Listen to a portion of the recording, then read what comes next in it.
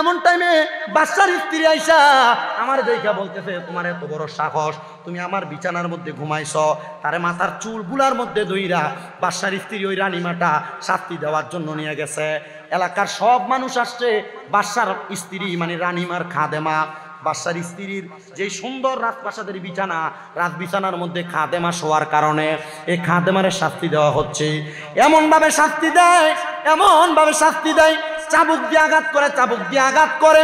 চাবুকের আঘাত খাইতে খাইতে ওই খাদেমার পিঠটা লাল হয়ে গেছে, চোখে মুখে দিয়ে রক্ত পড়ে। ওই খাদেমা এমন মার খাইতে খাইতে হঠাৎ করে হাসতে হাসতে দাঁড়ায় গেছে। এবার হযরতে সুলতান মাহমুদ গজনবী বলে, আল্লাহ তাআলার জান্নাত পাওয়ার জন্য আমি আল্লাহর কাছে তাহাজ্জুদ নামাজ পড়তে লাগলাম। আমি সব সময় তাহাজ্জুদ নামাজের ওযু করার জন্য আমার একটা প্রজাকে নির্ধারণ করে রাখছি।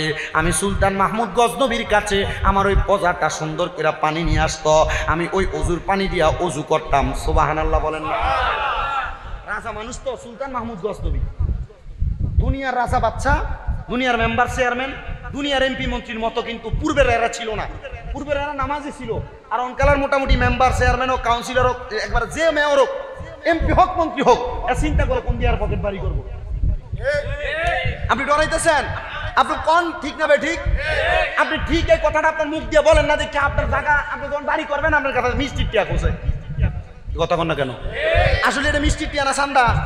কথা কয় না? এই মিষ্টির টিয়ার নামে বাংলাদেশে চান্দাবাজি আছে না নাই? সোনার বাংলাদেশে মিষ্টির টাকার নামে চান্দাবাজি চলে কি চলে না? জায়গা কিনার সময় মিষ্টির টাকার নামে চান্দাবাজি চলে কি চলে না? আল্লাহ তাআলার কাছে ফরিয়াদ জানাই, আল্লাহ আমরা তোমার বান্দা, আমরার কাছে এমন বাজে লোকগুলারে ফাড়াইও না যেগুলা মিষ্টির টাকার নামে চান্দাবাজি করে, যেগুলা মানুষের সাথে খুশি করার নামে 10,000, 20,000, 50,000, 1 লাখ করে দালালি খায়। আপনারা বলেন এমন খুশি করার নামে 10-20,000 টাকার দালালও বাংলাদেশে আছে না? না, আমরা সমাজের মানুষের দালাল গুলারে নিয়ে মসজিদের সভাপতি বানাই। আমরা সমাজের মানুষের দালাল সুদকুর ঘুষকুর গুলারে নিয়ে এলাকা সর্দার বানাই।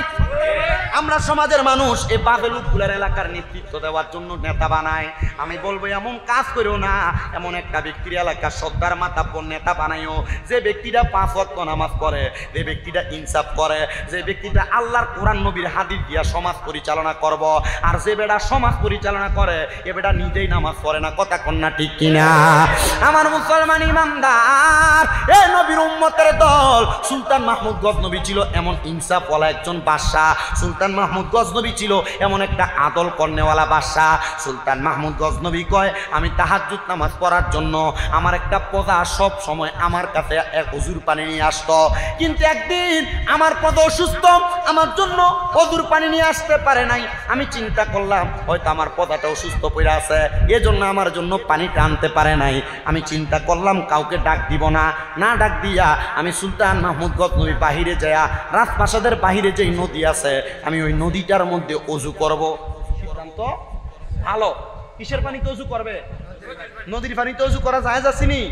কেমনে জায়েজ আছে? যদি কেউ শিখায় কি কইবেন? উপায় তো নাই আপনার কাছে। নদীর পানিতে অজু করা জায়েজ আপনি কয়ে লাইছেন। এর পানি হলো 3 প্রকার। কোন কয় প্রকার? পানি কয় প্রকার? কি কি পানি? 3 প্রকার। 1 নাম্বার মায়ে দায়েম, 2 নাম্বার মায়ে ইস্তেকবাল, 3 নাম্বার মায়ে মুস্তাকবেল। আবার এগুলোর ভিতরে আরো 3টা প্রকার, মোট 6 প্রকার। এ নদীর পানি হলো মায়ে দায়েম। মায়ে দায়েম মানে হলো প্রবাহিত পানি। প্রবাহিত পানিতে অজু করা যায়। মনে করেন সামনে দিয়ে কোনো ময়লাও বাইসা গেছে, কিন্তু এটা মায়ে দায়েম, প্রবাহিত হয় বিদায় এ পানিতে অজু করা বৈধ। এ পানিতে অজু করা কি? কিন্তু মা ইস্তেকবাল যেটা বালতির ভিতরে পানিটা পড়ে আছে, কতক্ষণ ধরে বালতিতে পড়ে আছে আপনি জানেন না, এ পানি দিয়ে অজু করা যাবে না। এ পানি দিয়ে কি করা যাবে না? অজু করা যাবে না। বলে হুজুর তাহলে বালতির পানি দিয়ে অজু করা যাইতো না? যাবে। কখন? আপনি নগদ পানিটা ছাড়লেন, নগদ অজু করলেন, তাহলে বালতি অথবা মগের পানি দিয়ে কি করা যাবে? অজু করা যাবে। তবে বালতির ভিতরে পানি নিয়ে আপনি কিন্তু মাসালা শিখতেছেন, অসুবিধা হইতেছে আপনাদের? আলহামদুলিল্লাহ, আপনাদের দোয়া কুমিল্লা আলিয়ায় কামেল 2য় বর্ষ ফিকায়, মানে এই আর অল্প কয়টা দিন গেলে নামের আগে মুফতি লাগবে, কিন্তু মুফতি লাগলে লাভ নাই, সে পরিমাণ এলেম নাই। তবে 2-1টা মাসালার সমাধান দেওয়ার মতো যোগ্যতা আল্লাহ তাআলা দিয়েছেন। এই মাসালাগুলো আল্লাহ তাআলা আমাকে শিখার, আমল করার এবং আপনাদেরকেও শিখাইয়া আমল করানোর তৌফিক দান করুন। আজকে আমিন করেন, আরো জোরে কোন। আপনি পানি কি পরিমাণ নিবেন? এই যে মোটরের ভিতরে মসজিদে এক সুন্দর ট্যাপ ছেড়ে দিয়েছেন, ফুরুত করে পানি ফুটতেছে, আর আপনি ওযু করতেছেন। আপনি যে পরিমাণ পানি দিয়ে ওযু করতেন এর 5 ডবল পানি ছেড়ে দিয়েছেন। কথা ঠিক আছে না? আপনি অপচয়কারী, শয়তানের ভাই হয়ে যাবেন। তো আর ওযু করে লাভ হইল কি? কথা বুঝেন নাই মনে হয়। তাহলে আপনি শয়তানের ভাই হয়ে গেলেন, ওযু করে লাভ হইল কি? এই জন্য মা ইস্তেকবাল কি, আল্লাহ রাসূল এক বদনার পানি দিয়া 2 বার ওযু করছেন। আবার এই ওযুর পানির আরেকটা মাসালা আছে। আপনি যে একটা বদনাতে, একটা লোটাতে, অথবা যে কোনো ট্যাপ ছেড়ে অল্প করে পানি ছেড়ে দিয়ে ওযু করলেন, ওযুটা যখন করলেন অল্প অল্প পানি দিয়া, ওযুর অবশিষ্ট পানি দাঁড়ায় খাওয়া সুন্নাত। দাঁড়ায় খাওয়া কি? 2 প্রকারের পানি দাঁড়ায় খাওয়া সুন্নাত। কিন্তু এমনি পানি দাঁড়ায় খাওয়া শয়তানের কাজ। কার কাজ? শয়তানের কাজ। কিন্তু 2 প্রকার পানি দাঁড়ায় খাওয়া সুন্নাত। 1 নাম্বার জমজমের পানি। কোন না? কোন পানি? পশ্চিম দিকে ফিরা বিসমিল্লাহ বলে পান করা জমজমের পানি সুন্নাত। আর দ্বিতীয়ত ওযুর অবশিষ্ট পানি দাঁড়ায় পান করা সুন্নাত। সুবহান। আর জোরে বলেন না সুবহানাল্লাহ। এগুলা খাননি আপনারা, চিন্তা করে এই ওযু কোন রকম থাবড়ে করে দৌড় মারে। কথা কি সত্য না মিথ্যা? কখনো নামাজের রুকু পাবেন না, এজন্য থাবড়ে থাবড়ে ওযু করবেন না। নামাজ 1 রাকাত শেষ হয়ে যাবে, অসুবিধা নাই, আগে ওযু ঠিক করে করবেন। বলে কেন? কারণ আল ওযু ও মিফতাহুস সালাহ, ওযু হইল নামাজের চাবি, আর সালাতু মিফতাহুল জান্নাহ, নামাজ হইল কিসের চাবি? বেহেশতের চাবি। ওযু যদি না হয় নামাজ হইব? নামাজ যদি না হয় বেহেশত হইব? স্বাভাবিক কথা। এজন্য আগে কি করা লাগবে? কেমনে? ঠার ভাইয়া, হ্যাঁ 1 রাকাত ছুটে যাইতেছে, এই জন্য তাড়াতাড়ি করা যাবে। তাহলে ওযু করবেন কিভাবে? তাড়াতাড়ি করে কোন রকম বড়া ছুটাইতে ছুটাইতে দৌড় মারবেন, এমন করবেন। আল্লাহ এগুলা থেকে হেফাজত করেন, আমিন কোন।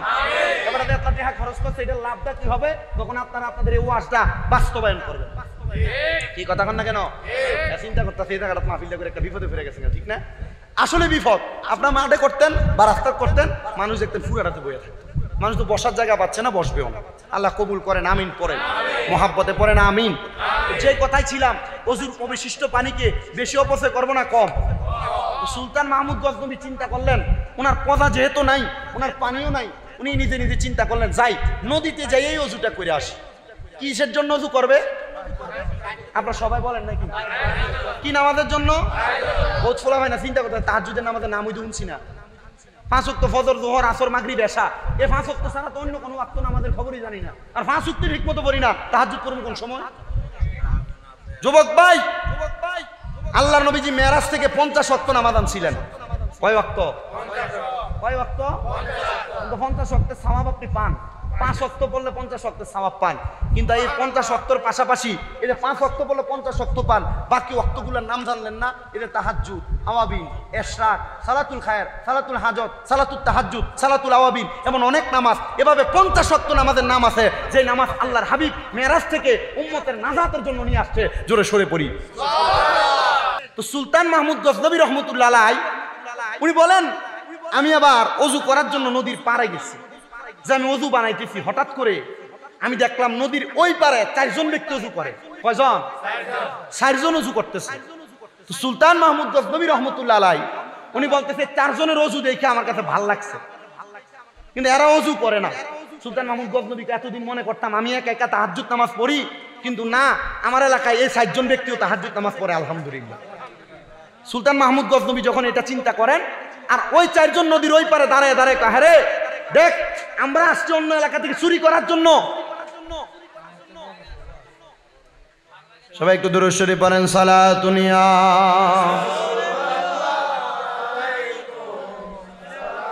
কিত্তলারে কোনছে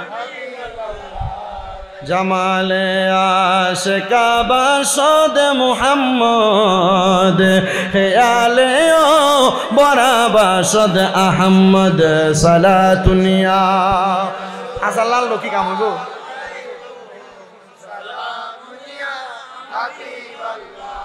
আরে ও মদিনার মাটি রে, তুই যে বড় খাটি রে, বলেন ও মদিনার মাটি রে, তুই যে বড় খাটি রে, আমার নবীর কারণে, হায় রে আমার থাকে রে, আমার নবীজির চরণে রে মাটি পাগল হয়ে থাকে রে আমার নবীজির চরণে রে আমার নবীর কারণে বলে না আমার কারণে হায়রে ও মদিনার মাটি রে তুই যে বড় খাঁটি রে হায়রে ও মদিনার মাটি রে তুই রে আমার নবীর কারণে হায়রে আমার ওরে দুলাকে তাবিজ করে গলাতে রাখিব পরে সেই তাবিজ যার গলায় রে বই নাই তাহার মরণে হায়রে ওই তাবিজ যার বই নাই তাহার মরণে আমার নবীর কারণে হায়রে আমার সুলতান মাহমুদ গজনবী বলেন আমি চিন্তা করলাম মনে হয় আমি একাই তাহাজ্জুদ পড়ি কিন্তু সেই ব্যক্তি আমার সাথে সাথে তারা তাহাজ্জুদ পড়ে আর তারা ওই দিক থেকে চিন্তা করে দেখছুনি রে আমরা চারজন একসাথে আসছি চুরি করার জন্য কিন্তু এই ব্যক্তি একা একা চুরি করতে আসছে সে মনে হয় আমাদের চাইতে বেশি চোর দেখবেন শুভপুর এলাকার চা দোকানে বৈশা বৈশা এমন বাজে মন্তব্য করে অনেক মানুষ আছে দেখবেন তার স্বভাব হলো মানুষের গীবত করা কোনো কিছু হোক আর না হোক রাস্তা দিয়ে যাওয়ার সময় দেখলেই বলে দেখলে মনে হয় এইটা করে আসছে ওইটা করে আসছে কারণ তার ধারণা সে মানুষটা এইরকম এই জন্য মানুষ নিয়ে বাজে মন্তব্য করে কথা কোন এমন জাতের সুগল খোর আছে না নাই এদেরকে হাদিস শরীফের ভাষায় বলে সুগল খোর কি এই সুগল খোর কোনোদিন জান্নাতে যাবে না মাদ্রাসায় ক্লাস নুরানির পোলাপান পড়ে আপনাদের দোয়াই কুমিল্লাতে আমার 6টা মাদ্রাসা নূরপুরে আমার মাদ্রাসা আছে এই মাদ্রাসা ছোট ছোট বাচ্চারা হাদিসটা জানে সুগল খোর কোনোদিন জান্নাতে যাবে না ও মুসলমান এজন্য সমাজের মধ্যে যে মানুষগুলো নিকৃষ্ট মানুষের ব্যাপারে বাজে বাজে মন্তব্য করে ধারণা করে কথা বলে মানুষের ব্যাপারে মিথ্যা রটায় আল্লাহর কসম এরা সুগল খোর এরা কখনো জান্নাতে যাবে না জোরে পড়েন নাউজুবিল্লাহ এ 4জন চিন্তা করলেন চলো আমরা তার সাথে যাই আমরা যেহেতু 4 জন আসছি চুরি করার জন্য আমরা তাকে যে বলি আসো আমরা একসাথে চুরি করব সমান ভাগে ভাগে চুরি হবে সুলতান মাহমুদ গজনবী দাঁড়ায় রইলেন আর 4 জন আইসা ডাক দিয়ে কয় এ ভাই আপনি কে গো আমরা 4 জন একা আসছি চুরি করার জন্য আর আপনি একা আসছেন চুরি করার জন্য আপনার কত পাওয়ার কত সাহস আপনি একা একা কেমনে চুরি করবেন আসেন আমরা একসাথে মিলা চুরি করি সব সুলতান মাহমুদ গজনবী বলেন আমি যে বাদশা আমার পরিচয় দিই নাই আমি বললাম ঠিক আছে চলো একসাথে চুরি করব আমি প্রশ্ন করলাম চুরি করার পর যা কামাই করবা যদি বেশি টাকা ইনকাম করো ভাগ কেমন হবে বলে সমান সমান বলে কেন সমান সমান তোমার এমন কি ক্ষমতা আছে যে ক্ষমতার কারণে তুমি সমান ভাগ নিবা তার এমন কি ক্ষমতা আছে যে ক্ষমতার কারণে সমান ভাগ নিবে বলে আমার অন্য কোনো ক্ষমতা নাই একজন ডাক দিয়া বলেন আমার ক্ষমতা হলো আমি যখন কোনো বাড়িতে চুরি করতে যাই যাওয়ার সময় কুকুর যে ঘেউ ঘেউ করে ডাক দেয় কুকুর কি বলে জানেন কুকুরের স্বভাব হলো কুকুর যেই মালিকের খাবার খায় কুকুর সেই মালিককে সাবধান করে দেয় সেই মালিকের বাড়িতে যদি চোর আসে কুকুর ঘেউ ঘেউ করে ডাইকা তার গৃহস্থ মালিককে সজাগ করে দেয় উনি ডাক দিয়ে বলেন আমার ক্ষমতা হলো কুকুর যখন ডাক দেয় কুকুর কি বলে আমি সেটা বুঝতে পারি বলে ভালো কথা কুকুর যদি মালিককে সজাগ করে দেয় তাহলে তোমার এই ক্ষমতাটা বড় ভালো দ্বিতীয় জন বলে আমার ক্ষমতা হলো আমি যত বড় তালার সামনে যাই যত বড় বন্দি ঘরের সামনে যাই আমি যেই কোনো জিনিসের মাধ্যমে ওই ঘরের বড় তালাকে আমি ইশারার মাধ্যমে খুলে ফেলতে পারি 2 নাম্বার ক্ষমতা তৃতীয় ব্যক্তিকে প্রশ্ন করা হয় তোমার এমন কি ক্ষমতা যেটার কারণে তুমি সব সম্পদের অর্ধেক অর্ধেক সমান ভাগ পাও বলে আমার ক্ষমতা হলো আমি কোনো জায়গায় চুরি করতে গেলে আমি আমার নাকের ঘ্রাণ দিয়ে বলতে পারি এই ঘরের কোন জায়গায় কোন সম্পদ আছে আছে না এমন যা আছে না যারা চোর চুরি করে যারা মিথ্যা বলে যারা মানুষকে ঠকানোর চিন্তা করে সে মানুষের সঙ্গে কথা বললে আর এলাকার ঘরের সামনে দিয়ে গেলে বুঝবো ঘরের মানুষ সজাগ না ঘুমা। কি কথা কন না কেন? 4 নাম্বার ব্যক্তি বলে আমার একটা ক্ষমতা আছে। বলে কি ক্ষমতা? বলে আমি রাত্রবেলা যারে দেখি সকাল হলে তারে চিনি। বলে ঠিক আছে। তারা 4 জন জিগায় আমাদের ক্ষমতা জানলেন, আপনি যে আমাদের থেকে সমান ভাগ নিবেন, আপনার এমন কি ক্ষমতা? ওই ক্ষমতা দিয়ে আপনি আমাদের থেকে সমান ভাগ নিয়ে যাবেন। উনি ডাক দিয়ে বলেন অন্য কোনো ভাগ নাই, অন্য কোনো ক্ষমতা না। আমি যদি ডান দিকে তাকাই ফাঁসির কাষ্টের আসামি মাফ হয়ে যায়, আর বাম দিকে তাকাইলে বাম দিকে যে ব্যক্তি থাকে সেই ব্যক্তি, বাম দিকে তাকাইলে কোনো ব্যক্তির এক কথায় জেলখানার হাজত মাফ হয়ে যায়। বলে মানলাম, তাহলে চলো একসাথে চুরি করতে যাই। তো বাদশারে নিয়ে বাদশার বাড়িতে যাইতেছে চুরি করার জন্য। এমন টাইমে বাদশার বাড়ির কুকুর ঘেউ ঘেউ করে ডাকে। তো বাদশা নিজেই জিগায়, বলো তো এই কুকুরটা ডাক দিয়ে কি বলছে? বলে কুকুর বলতেছে, এরে এ চোরের দল, তোমরা বাড়ির মালিককে নিয়ে বাড়িতে চুরি করতে যাও। এ ভাই, বাদশার কথাতে বলতেছে বাড়ির মালিককে। এখানে তো কেউ বাড়ির মালিক না, আসলে মালিক তাদের সঙ্গে তারা চিনে না। আমাদের সমাজে এমন অনেক মানুষ আছে যারা কোনোরকম নর্মাল ভাবে চলাফেরা করে, আল্লাহর ওলি হয়ে গেছেন, আল্লাহর বন্ধু হয়ে গেছেন, আল্লাহর খাস বান্দা হয়ে গেছেন, কিন্তু মানুষকে বুঝতে দেয় না। আল্লাহর নেককার বান্দা হইয়া তারা সাধারণ মানুষের মাঝে মাঝে ঘুরে বেড়ায়, কিন্তু আমরা তাদেরকে চিনতে পাই না। এজন্য আপনাদের সবার কাছে আবদার থাকবে, চলাফেরার পথে কোনো বুজুর্গ, কোনো মুরব্বী, কোনো বয়স্ক ব্যক্তিদের সাথে কখনো বেয়াদবি করবেন না। কারণ বেয়াদবির কারণে আল্লাহর ফজল, আল্লাহর রহমত থেকে আপনি বরখাস্ত হবেন। কারণ বেয়াদব মাহরুমে গাছটা ফাজলে রব। যে ব্যক্তি বেয়াদবি করে সে ব্যক্তি আল্লাহ তাআলার ফজল আর রহমত থেকে দূরে থাকে। আল্লাহ তাআলার অশেষ রহমত অর্জন করার তৌফিক দান করেন। জোরে পড়েন আমিন। সামনের দিকে গেছে, বলে বাদ দাও, কুকুরের কথা শুনে লাভ নাই, চুরি করি। সামনে যে বড় তালা দেখা, যার ক্ষমতার চোখের ইশারায় তালা খুলে ফেলছে, নাকের গ্রান টান দিয়ে বলছে ঘরের এইদিকে স্বর্ণ, এইদিকে মণিমুক্ত, এইদিকে জহরত, এইদিকে দেড়হাম, সব একসাথে করে ফেলছে। একসাথে কইরা এমন টাইমে মসজিদে আযান দিছে, আসসালাতু খায়রুম মিনান নাওম। আযান যখন হয়ে গেছে, চোরার দল চিন্তা করে এখন যদি বাইর হই, মানুষ মসজিদে যাবে, মানুষ মসজিদে যাইলে আমাদেরকে ধরে ফেলবে চোর বইলা, মানুষ মসজিদে ঢুইকা যাক, এরপর আমরা বাইর হই, বাইর হয়ে যাবে। বাদশাহ চিন্তা করলেন তাহাজ্জুদের নামাজ আজকে চোরের কারণে পড়তে পারি নাই, কিন্তু ফজরের নামাজ তো ছাড়া যাবে না। ফজরের নামাজের ওয়াক্ত হয়ে গেছে। বাদশাহ বলেন আমি 4 জনকে এক জায়গার মধ্যে প্রবেশ করায়া একটা ঘরের মধ্যে আবদ্ধ করে ফেললাম। একটা ঘরের মধ্যে আবদ্ধ কইরা ওই 4 জনকে ঘরের মধ্যে আটকায়া আমি আবার ফজরের নামাজ পড়ে পুরা এলাকার মানুষকে, গজনবের মানুষকে ডাকলাম, এই গজনবের মানুষ আসো, আমার বাড়ির মধ্যে 4 জন চোর আসছে চুরি করার জন্য, আসো তার বিচার করা হবে। তোমরা দেখবা বাদশার বাড়িতে চুরি করলে কেমন বিচার হয়। চলে গেছেন বাদশার বাড়িতে। বাদশার বাড়িতে যখন চুরি করতে গেছেন, ওই সুলতান মাহমুদ গজনবী ডাক দিয়া বলেন ওই জায়গার মধ্যে থাকা অবস্থায় আমি আমার সব মানুষকে ডাক দিয়া ওই 4 জনকে কাঠগড়াতে দাঁড় করাইলাম। আর বাদশা রাজ সিংহাসনের মধ্যে বসে আছে। রাজ সিংহাসনের মধ্যে বৈশা বাদশা যখন বিচার করবে, মানুষ বলে দেখছনি এ 4 জনের কত বড় সাহস, বড় বাদশার বাড়িতে চুরি করার জন্য আসছে। কিন্তু তাকে দেখতেছে সবাই রাজপ্রাসাদের যে কাঠগড়া, এই কাঠগড়ার মধ্যে 4 চোরের মধ্যে 3 চোর কাঁদতাছে আর 1 চোর মুস্কি মুস্কি হাসতাছে। সবাই জিজ্ঞাসা করে এ চোরের দলেরা, তোমরা বাদশার বাড়িতে চুরি করেছ, তোমাদের ফাঁসিও হইতে পারে, কিন্তু 3 জন কাঁদতেছে, 1 জন হাসতেছে, তোমার কি লজ্জা নাই? তুমি কেন হাসতেছো? কারণটা কি? আমাদের সমাজে এমন অনেক নির্লজ্জ বেহায়া মানুষ আছে যারা অন্যায় করার পরেও আবার কত সুন্দর বুক ফুলে সমাজে চলে। আপনারা বলেন এমন নির্লজ্জ বেহায়া সমাজের মধ্যে আছে না? এ সুদ খায়, কি খায়?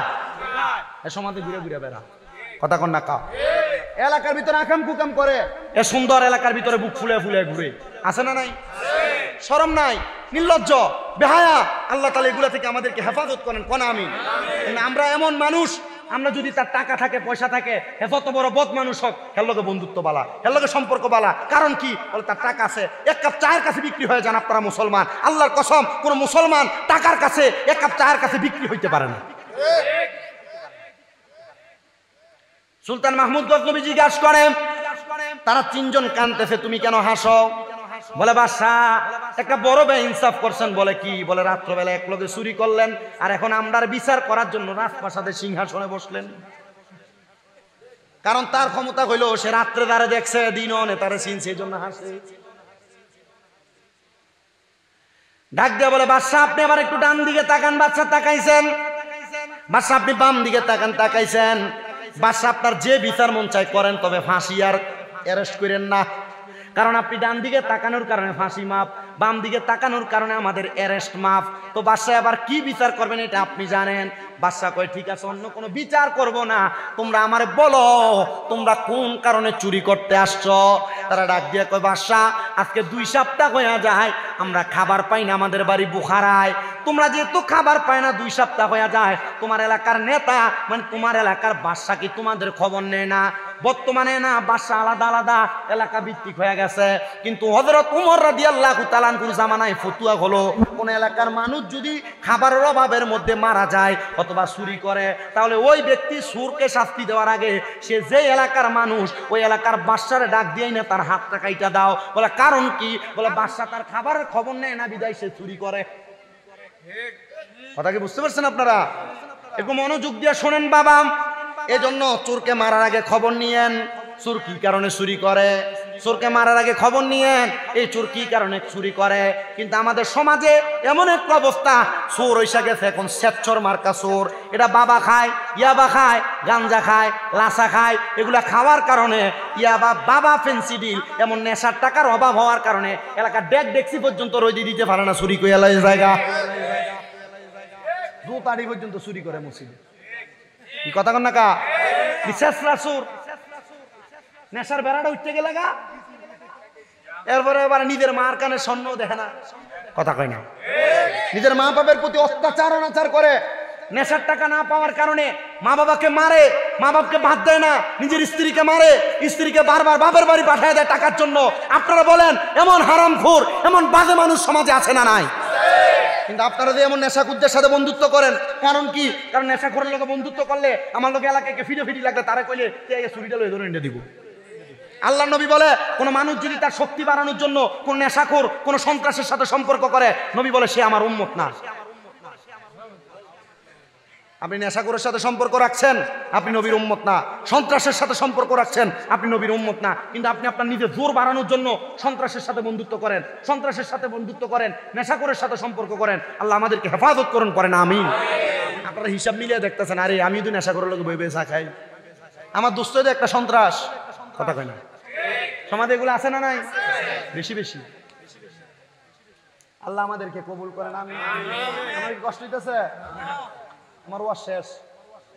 আমি জানি এটা 11 শরীফের মাহফিল কোন রকম হইব, কিন্তু ওয়াজে করণ লাগবে। পরে মোবারক ভাই ফোন দিয়ে আপনি যাইবেন, এর আগে তারা স্টেজ করবে। আল্লাহ কবুল করেন, পড়েন আমিন। একবার মোহাব্বতে আমার নবীজির একটা শান পড়েন, এরপর ওয়াজটা সামনে দিয়ে আপনার কষ্ট হইব। তাড়াতাড়ি বুনাসনা করতেছি ওয়াজ। পড় দুরুদে নবী মুস্তাফা, আয় গো সময় যায়। পড় দুরুদে পড়ে না, পড়ে না, একটু মোহাব্বতে পড় দুরুদ নবী মুস্তাফা, আয় গো সময় যায়। পড় দুরুদে নবীর দুরুদ পড়িলে 10টি জান্নাতে পাইবে, 10টি নেকি হয় আমল নামায়। তাই তো সকল আশিকান নবীর দুরুদে পড়ে যায়। পড়লে দুরুদ জান্নাত হয় আমল নামায় গো সময় যায়। পড় দুরুদে পায়, বলেন পড় দুরুদ নবী পাই গো সময় যায়। পড় দুরুদ নবীর দুরুদ পড়িয়া আশিক যাও না পাগল হইয়া, নবী তোমায় করিবে উদ্ধার।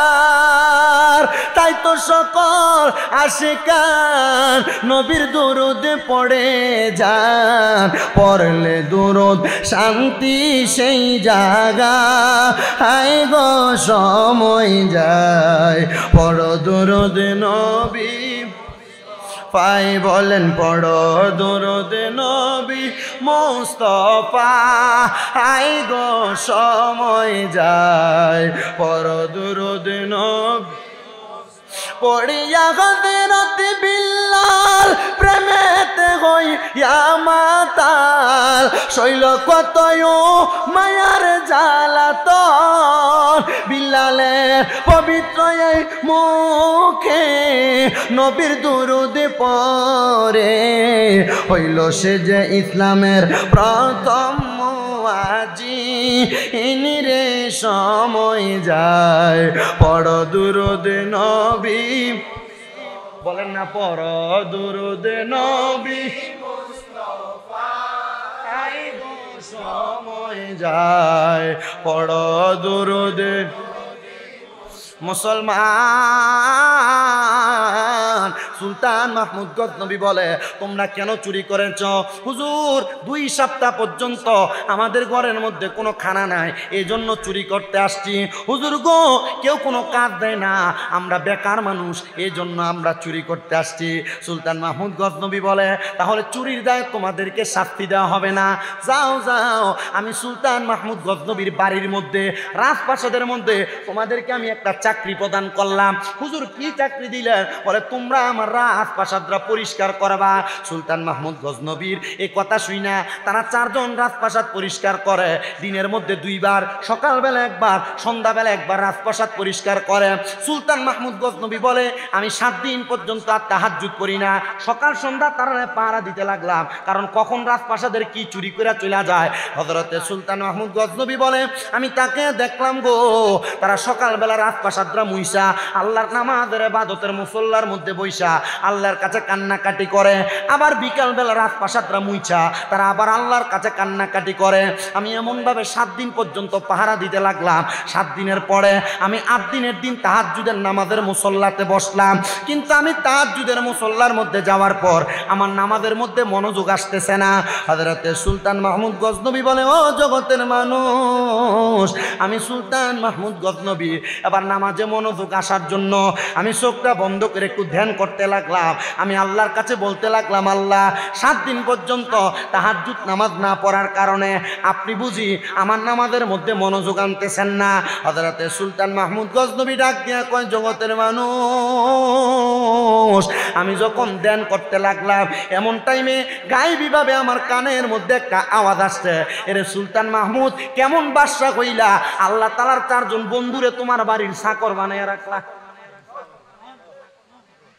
সুবহানাল্লাহ কইলেন না সুলতান মাহমুদ গজনবী কে আল্লাহ নামাজ পড়তেছি আপনার বন্ধু এবং আমার বাদশা বানায় রাখলেন আর এতদিন পর 7 দিন পরে তাহাজ্জুদ করতে আসছি আপনি বলতেছেন আমি কেমন না বাদশা হইলাম আমি 4 জন আল্লাহর ওলিকে আমার বাড়ির দারোয়ান আর চাকর বানায় রাখছি সুলতান মাহমুদ গজনবী আল্লাহর কাছে বারবার কাঁদতেছে আল্লাহ আমি কেমন বাদশা ভাই ভাই থাক যেমনে ফেমনে থাক না তো এখন কি করবেন আপনারা যেভাবে তখন লারা দিবেন চলে যাবো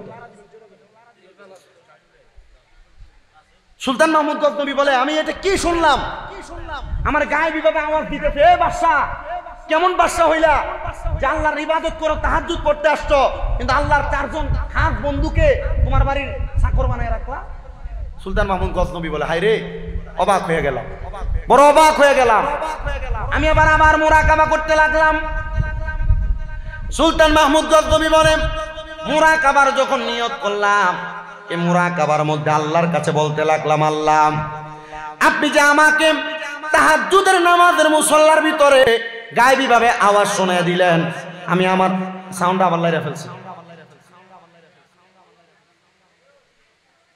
আপনি যে আমাকে বললেন আমি তাহাজ্জুদের নামাজ পড়তে যাওয়ার পর আমার বাড়ির মধ্যে 4 জন আল্লাহর বন্ধুকে আমি আমার বাড়ির চাকর বানিয়ে রাখলাম আল্লাহ বুঝতে পারলাম না আল্লাহ কে আমার বাড়ির চাকর আর এমন কোন 4 জন ব্যক্তিকে আমার বাড়ির চাকর আমি বানিয়ে রাখলাম হযরতে সুলতান মাহমুদ গজনবীর আমার আল্লাহ তাআলা জানায়া দেয় যে 4 জন ব্যক্তিকে 1 সপ্তাহ আগে তোমার বাড়িতে চোর হিসেবে ধরেছ এই 4 জন 1 সপ্তাহ পর্যন্ত আমি আল্লাহর এত ইবাদত করেছে এই ইবাদতের কারণে আমি আল্লাহ এখন আর এই বান্দারে আমার বান্দা রাখি নাই আমি আল্লাহর বান্দা থেকে এ বান্দারে আমি আল্লাহর বন্ধু বানিয়ে দিছি। কোন সুবহানাল্লাহ।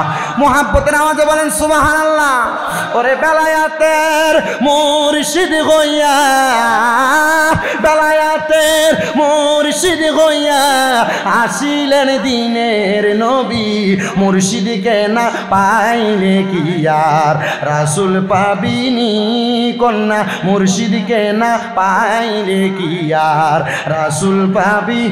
ওরে বেলায়াতের মুর্শিদ হইয়া, বেলায়াতের মুর্শিদ হইয়া আসিলেন দিনের নবী কন্যা, আসিলেন দিনের নবী, মুর্শিদকে না পাইলে কি আর রাসূল পাবিনি কন্যা, মুর্শিদকে না পাইলে কি আর রাসূল। মুর্শিদি রতন অমূল্য দন ঘোষণা কোরআনে, যদি মুর্শিদ হুজুরি কলবে নামাজটাও পরে রে মন, নামাজটাও পরে। ওরে পাইবি যদি আল্লাহর নবী, পাইবি যদি আল্লাহর নবী, আউলিয়ার দর বারে যাবি বলেন, আউলিয়ার দর বারে যাবি, মুর্শিদকে না পাইলে কি আর রাসূল পাবিনি বলেন, মুর্শিদকে না পাইলে কি আর রাসূল। ওরে বেলায়াতের মুর্শিদ হইয়া, বেলায়াতের মুর্শিদ আসিলেন দিনের নবী, মুর্শিদকে না পাইলে কি আর রাসূল পাবিনি। সুলতান মাহমুদ গজনবী ডাক দিয়া বলে, জগতের মানুষ আমি চারজনকে ডাক দিয়াই না। ও বললাম হুজুর গো, আপনারা চারজন 4 দিন আগে, 1 সপ্তাহ আগে চোর ছিলেন, কিন্তু 7 দিন আল্লাহ তাআলার এত ইবাদত করেছেন।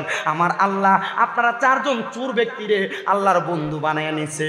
এই এলাকার মানুষ আল্লাহর বন্ধু হইতে বেশি সময় লাগে না।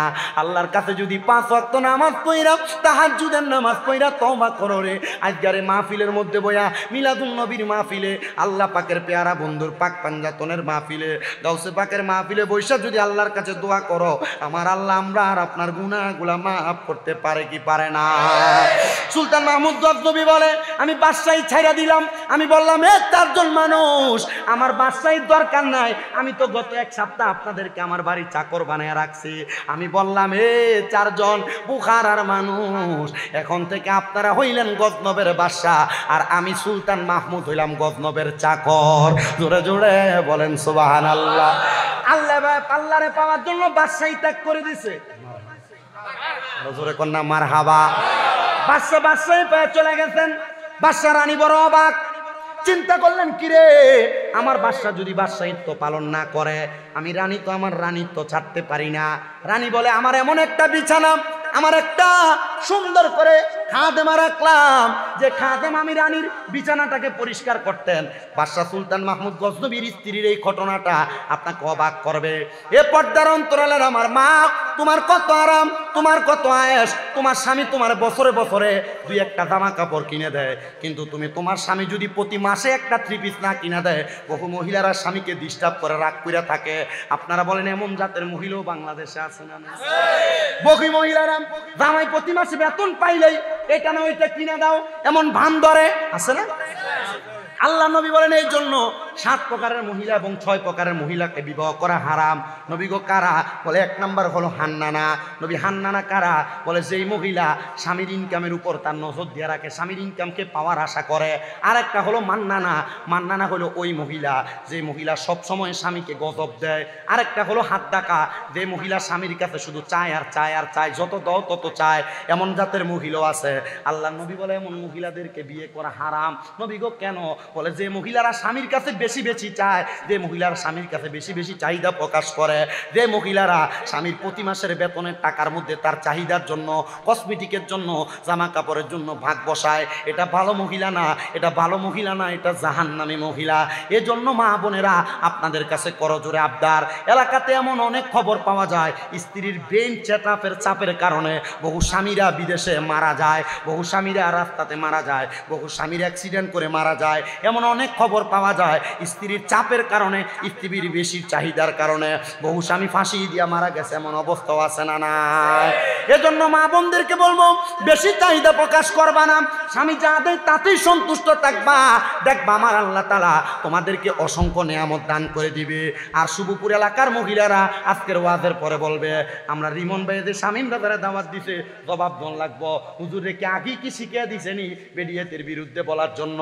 আমি বলবো শুভপুর এলাকার মা, আমার ওয়াজ আপনার বিরুদ্ধে না, আমার ওয়াজটা আপনার পক্ষে। আমি চাই না কোনো মহিলা স্বামীর অবাধ্য হইয়া, স্বামীর কথার উপর কথা বইলা, স্বামীর উপর চাপ দিয়া, স্বামীকে প্রেসার দিয়া ওই মহিলা যেন তার স্বামীর উপর প্রেসার দেওয়ার কারণে জাহান্নামে না যায়। আল্লাহ তাআলা আমার মা বোনদেরকে জাহান্নাম থেকে জান্নাতের পথে আনুক, জোরে বলে আমিন। মনে রাখতে হবে আমার নবী বলেন 3 প্রকার মহিলা জাহান্নামী। বলে হুজুর কোন 3 প্রকার? বলে যে মহিলা বেপরদা চলাফেরা করে, মানে যেই মহিলা নিজের স্বামী ছাড়া পরপুরুষের সামনে চেহারা দেখায়। আপনারা বলেন সোনার বাংলাদেশের মধ্যে পরপুরুষের সামনে ফুল ফেরা রাস্তার মধ্যে ঘুরে এমন বেয়াজ্জুতা বেশরম মহিলা বাংলাদেশেও আছে না নাই? আল্লাহ কোরআনে বলে ওয়াকরনা ফি বুয়ুতিকুন্না ওয়ালা তাবাররাজনা তাবাররুজাল জাহিলিয়াতিল উলা। আল্লাহ বলে বান্দা তোমরা তোমাদের মহিলাদেরকে জাহিলিয়া যুগের মহিলাদের মতো বের হতে দিও না।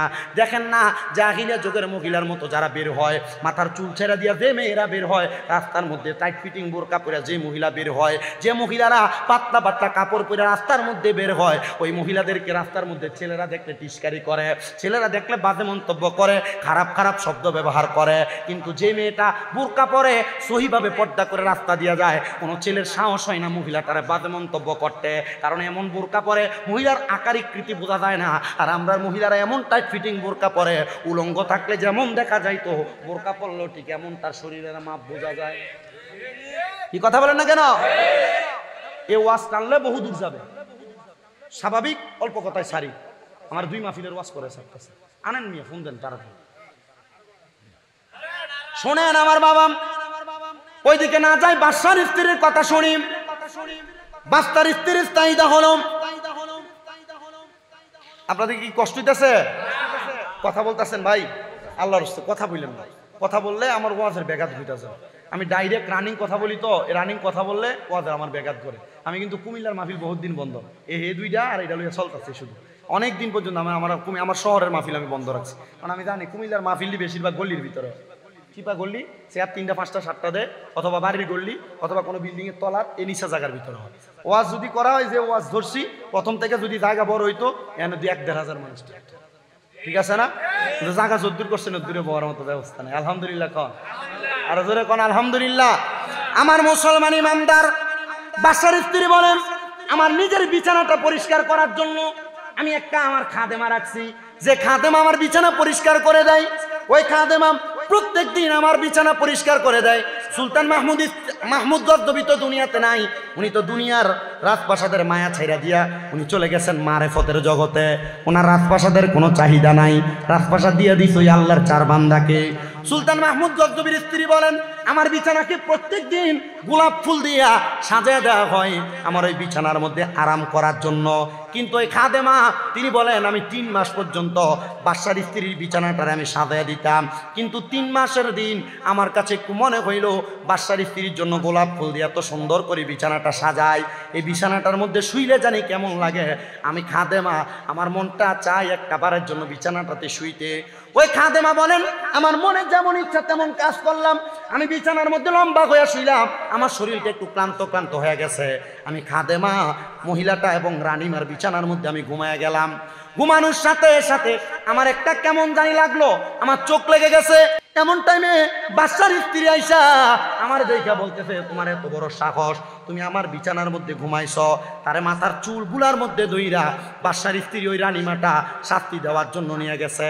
এলাকার সব মানুষ আসছে, বাদশার স্ত্রী মানে রানীমার খাদেমা, বাদশার স্ত্রীর যে সুন্দর রাজপ্রাসাদের বিছানা, রাজবিছানার মধ্যে খাদেমা শোয়ার কারণে এই খাদেমারে শাস্তি দেওয়া হচ্ছে। এমনভাবে শাস্তি দেয়, এমনভাবে শাস্তি দেয়, চাবুক দিয়ে আঘাত করে, চাবুক দিয়ে আঘাত করে। চাবুকের আঘাত খাইতে খাইতে ওই খাদেমার পিঠটা লাল হয়ে গেছে, চোখে মুখে দিয়ে রক্ত পড়ে। ওই খাদেমা এমন মার খাইতে খাইতে হঠাৎ করে হাসতে হাসতে দাঁড়ায় গেছে। রানীমা বলতেছে, এমন কোন আসামি দেখছো নি, আমি তো মারার পর কান্না করার কথা, কিন্তু সে কান্দে না, সেদি মুসকি মুসকি হাসতেছে। এ মহিলা, অন্যায় অন্যায় করেছ, মার খাওয়ার পরে কান্না করার কথা, তুমি যে কান্না করো না। আমি তো সারা জীবনে বিছানায় ঘুমাই না, আপনি সারা জীবনে দামি বিছানায় ঘুমাইছেন। আমি চিন্তা করি দুনিয়াতে আমারে আপনি শাস্তি দিছেন, আপনি সারা জীবন দামি বিছানাতে ঘুমানোর কারণে আল্লাহ তাআলা না জানি আপনারে কবরে কত কঠিন ফেরেশতা দিয়া ফিদায়। আমি এটার জন্য হাসতাছি। জোরে জোরে কি বলবেন না আল্লাহু আকবার।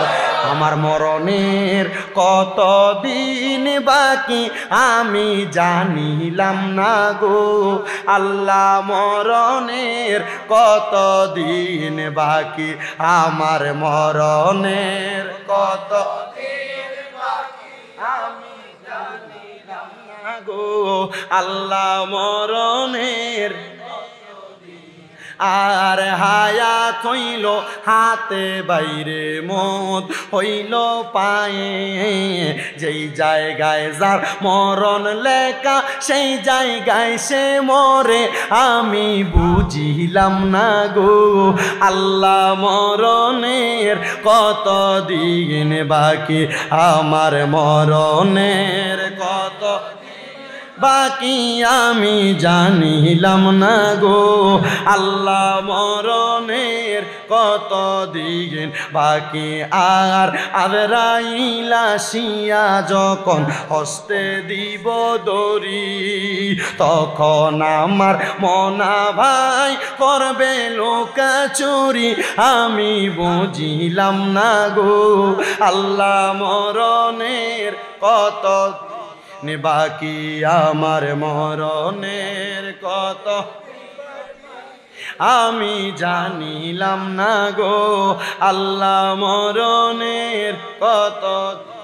দুনিয়ার মুসলমান ইমানদার ওই পদা মহিলা, ওই খাদেমা মহিলা ডাক দিয়া বলতেছে, এ রানী, আমি যদি মাত্র একটা সময় অল্প কিছুক্ষণ এই বিছানাতে ঘুমানোর কারণে আপনি আমারে দুইজন পদা দিয়া চাবুকের আঘাত দেন, তাহলে আপনি চিন্তা করে দেখেন, আপনি যে সারা জীবনে দামি বিছানাতে ঘুমান, আমার আল্লাহ তাআলা আপনারে কত শাস্তি দিব।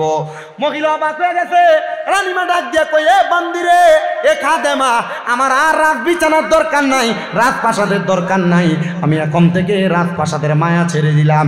এখন থেকে আমিও আমার বাদশার মতো আমি রাস্তায় রাস্তায় জঙ্গলার মধ্যে যাইয়া আল্লাহর ইবাদত করবো আর মাটির বিছানাতে ঘুমাবো। জোরে বলেন সুবহানাল্লাহ। আমরা যারা আজকে মিলাদুন নবীর মাহফিলে এই শুভপুর মুক্তা ওয়ার্কশপ গলির মধ্যে বসেছি, আমার ভাই মোহাম্মদ রফিকুল ইসলাম রিমন আশরাফি এত সুন্দর করে জান্নাতের বাগান সাজাইছে, আমার ভাইকে আমরা শুকরিয়া জানাই। আল্লাহর দরবারে লাখ লাখ শুকরিয়া, আল্লাহ তাআলা আমার ভাইকে দিয়ে একটা মিলাদুন নবীর মাহফিল সাজাইছে। আমরা কেন মিলাদুন নবীর মাহফিল সাজাইলাম? কারণ মিলাদুন নবীর মাহফিল আমরা করি না, স্বয়ং আমার আল্লাহ তাআলা আরশ আজিমে ফেরেশতাদেরকে নিয়ে সাজাইছে। জোরে কোন সুবহানাল্লাহ। আশিক রে, আল্লাহ কই জিবরাইল শোনো না, আশিক রে, আল্লাহ কই জিবরাইল শোনো না, আসমান সাজাও জমিন সাজাও, আসমান সাজাও জমিন সাজাও, সাজাও বেহেশত খানা, ইমামদারগণ জলস কর না বলেন ঈদে মিলাদুন নবীর মাহফিল ঈদে মিলাদুন নবীর মাহফিল প্রথম করেছেন রাব্বানা ইমামদারগণ জলস কর না জবান খুলে বলেন মারহাবা আসে নিয়ে আসেন আইনা ডাইরেক্ট স্টেজে নিয়ে আসেন আশিক রে সূরা আল ইমরানে আল্লাহ করেছেন ঘোষণা পাগল রে সূরা আল ইমরানে আল্লাহ করেছেন ঘোষণা মিলাদুন নবী পালন করতে মিলাদুন নবী পালন করতে অঙ্গীকার করলেন রাব্বানা ইমামদারগণ জুলুস করোনা সবাই কুদরত শরীফ পড়েন সালাতুনিয়া আলাইকুম সালামুনিয়া ইস্টাতে ডাইরেক্ট সালাতুনিয়া রাসূলুল্লাহ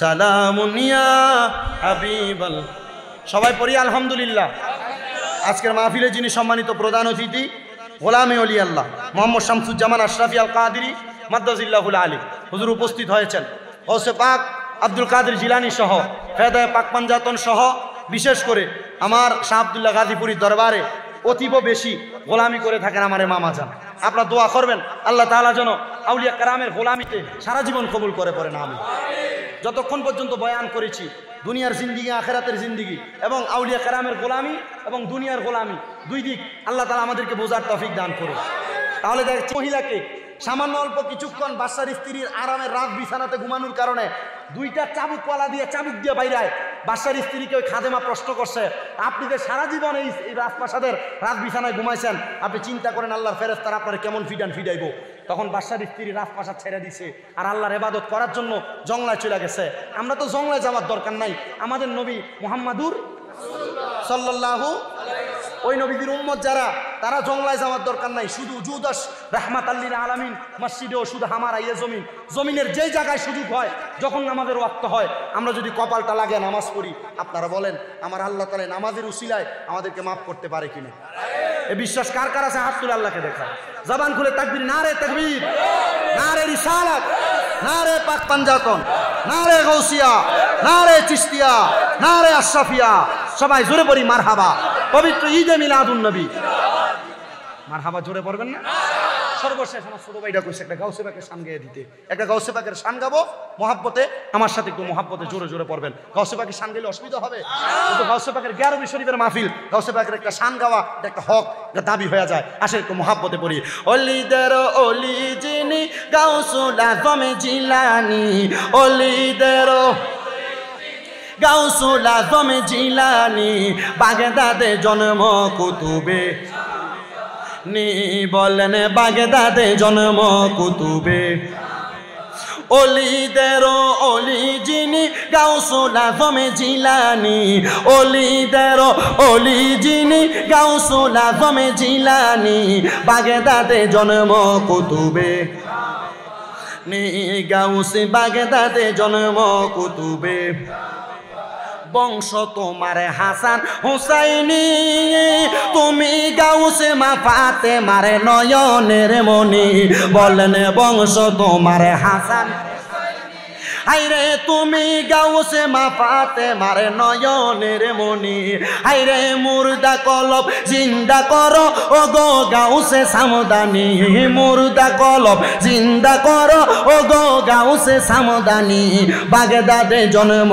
কুতুবে নি গাউসে বাগদাদে জন্ম কুতুবে অলিদের অলি যিনি গাউসুল আজম জিলানী অলিদের অলি জিলানী বাগদাদে জন্ম কুতুবে মারহাবা মারহাবা হায় রে বাগদাদে জন্ম কুতুবে তোমার কাঁধে নবীজির কদম, সব অলিদের কাঁধে তুমি গাউসের কদম। মারহাবা কইবেন না? আরে আরে আরে আমার ভাই যে আশরাফিয়া দরবারের বায়াত, এই আশরাফিয়া দরবারে যিনারা পীর মাশায়েখ, আমরা যে কাদিরিয়া তরিকার বায়াত, এই কাদিরিয়া তরিকার যত পীর মাশায়েখ, আমরা যে চিশতিয়া তরিকার বায়াত, চিশতিয়া তরিকার যত পীর মাশায়েখ, আমরা যে নকশবন্দি মুজাদ্দিদি সহ যত তরিকার বায়াত, ওই তরিকতের পীর সাহেবদের কাঁধের উপরে গাউসে পাকের কদম। জোরে কোন সুবহান। দেখছেন হাদিয়াটা কি মোহাব্বতে লাস্টি দিয়ে দেয়, মায়া লাগায় মোহাব্বতে। আরে তোমার কাঁধে নবীজির কদম, সব অলিদের কাঁধে তুমি গাউসের কদম। বলেন তোমার কাঁধে নবী, আইরে সব অলিদের কাঁধে তুমি গাউসের কদম। দয়ার নজর দাও গো আমায়, ও গো গাউসে সামদানি। দয়ার নজর ও গো গাউসে সামদানি, বাগদাদে জন্ম কুতুবে। আহা অলিদের অলি যিনি গাউসুল আজম জিলানি। অলিদের গাউসুল আজম জিলানি, বাগদাদে জন্ম কুতুবেরা নি। কন্যা বাগদাদে জন্ম কুতুবে নি। বলেন বাগদাদে জন্ম কুতুবে। ওয়া আখির দাওয়ানা আলহামদুলিল্লাহি রাব্বিল আলামিন। আসসালাম।